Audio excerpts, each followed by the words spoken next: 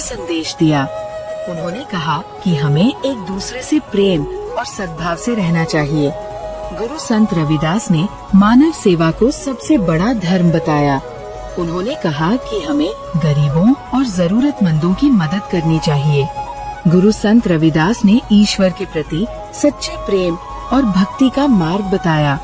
उन्होंने कहा कि ईश्वर को पाने के लिए हमें अपने हृदय को शुद्ध करना चाहिए।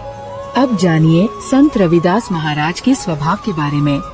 संत रविदास महाराज के जीवन की छोटी छोटी घटनाओं से समय तथा वचन के पालन संबंधी उनके गुणों का पता चलता है।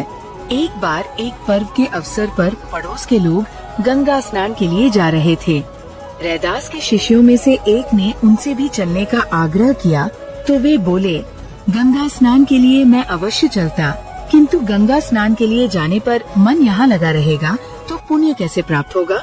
मन जो काम करने के लिए अंतःकरण से तैयार हो वही काम करना उचित है।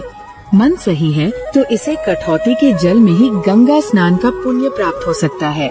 कहा जाता है कि इस प्रकार के व्यवहार के बाद से ही कहावत प्रचलित हो गई कि मन चंगा तो कठौती में गंगा।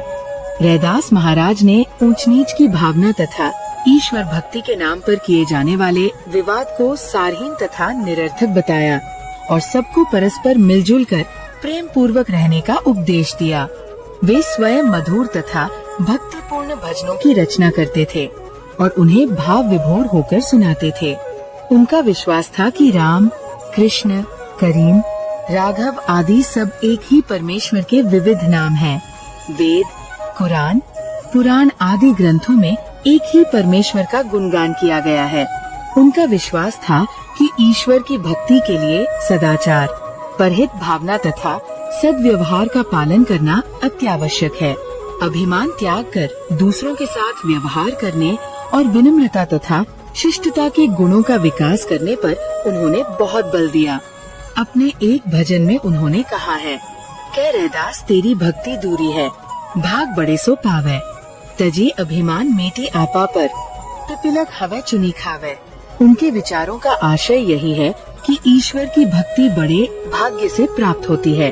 अभिमान शून्य रहकर काम करने वाला व्यक्ति जीवन में सफल रहता है।